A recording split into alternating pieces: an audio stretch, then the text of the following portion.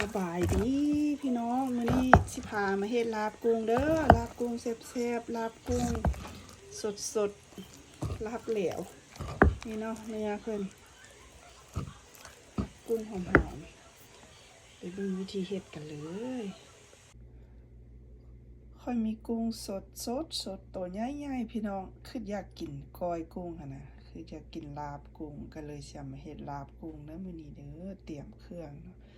อันนี้เครื่องสิเอาไปปิ้งมาตำใส่ลาบเนาะก็สิมีหัวขิงหัวข่าหัวกระเทียมหัวหอมแดงบักเผ็ดเนาะจะไปปิ้งหอมๆมาตำเฮ็ดอันก้อยกุ้งมื้อนี้พี่น้องการมาเตรียมล้างกุ้งเนาะล้างให้สะอาดใส่ขี้ใส่หยังมันออกสิเนาะพี่น้องแล้วก็สิเอามาสับมุนๆเลยเอามาซอยเป็นตอนน้อยๆก่อนมันค่อยสับง่ายพี่น้อง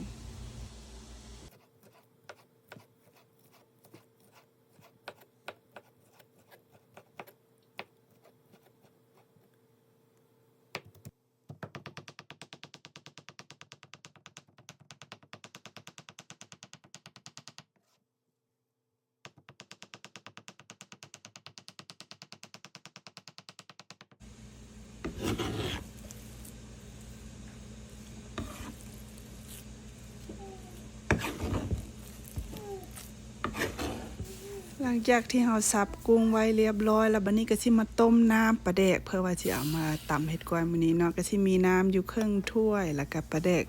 4 บ่วงตักกิน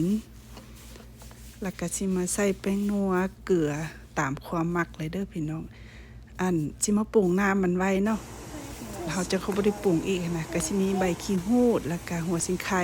ต้มให้มันฟดแล้วก็ปะไว้ให้มันอุ่นมันเย็นเครื่องสิตำใส่ลาบกุ้งในมื้อนี้เนาะก็สิมีหัวสิงไข่ซอยแล้วก็เครื่องปิ้งเฮาเนาะก็สิมีอันหัวขิงหัวข่าบักเผ็ดหัวกระเทียมหัวหอมหัวหอมแดงกุ้งนี่ก็สับเรียบร้อยแล้วพี่น้องมื้อนี้ก็แล้วก็สิมีน้ำปลาแดกต้มมาตำอันเครื่องปิ้งเฮาก่อน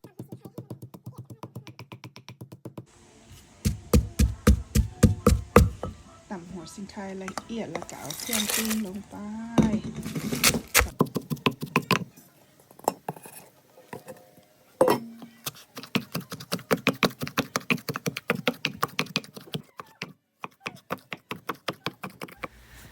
ก็มาตำให้เนื้อกุ้งเฮามันเหนียวมันนืดแล้วก็ตักน้ำปลาแดกต้มใส่ลงไปตักใส่เทละน้อยแล้วก็มาตำให้มันเหนียวอีกเนาะพี่น้อง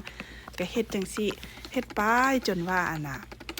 น้ำปลาแดกเฮาใกล้เกือบเบิดพุ่นล่ะพี่น้องคันมันยังเหนียวอยู่ก็ค่อยเติมใส่ตำไปจังซี่พี่น้องเฮ็ดอันนี้มันต้องใช้เวลาเลยต้องใจเย็นแต่ว่าเฮ็ดออกมาแล้วก็แซ่บหอมเนาะกินกับข้าวเหนียวแซ่บๆนี่ตำให้มันข้นมันเหนียวแล้วก็ตักน้ำใส่เทละน้อยแล้วก็มาตำอีกเฮ็ดจังซี่แหละพี่น้องก็คล้ายๆคือลาบป่านะเนาะการเฮ็ดกินของแต่ละบ้านก็บ่คือกันอันนี้ก็เอาตามที่ค่อยเฮ็ดก็สิประมาณนี้ล่ะพี่น้องอันนี้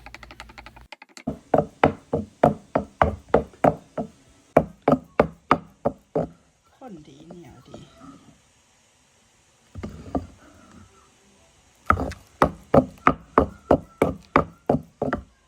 แล้วก็สิมาใส่อันเผ็ดคั่วหอมๆที่จริงมันก็เผ็ดอยู่แล้วแหละตำบักเผ็ดใส่ละต่อไปมาใส่บักเผ็ดคั่วอีกเพิ่มความหอมแล้วก็ข้าวคั่วนี่ใส่อยู่จาก2 บ่วง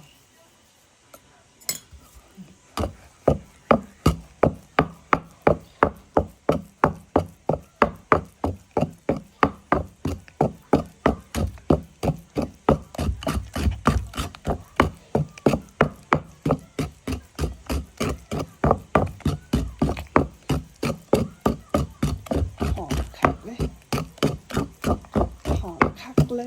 ยแซ่บๆคุยข้าวเหนียวหอนปลาจิโร่เนื้อ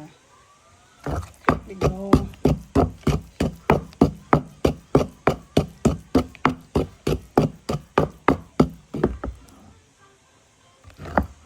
สิมาใส่อันหอมพี่น้องหอมนี่กะ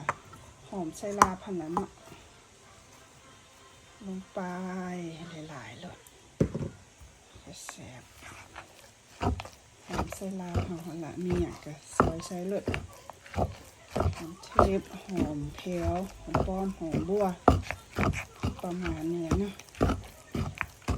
นี่แซ่บๆรับคนๆเนี่ย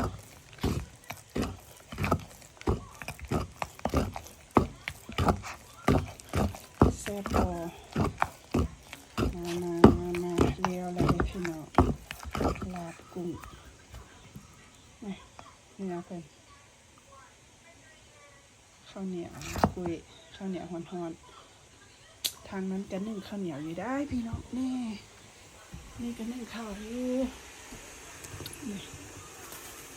นึ่งข้าวกินกับลาบกุ้ง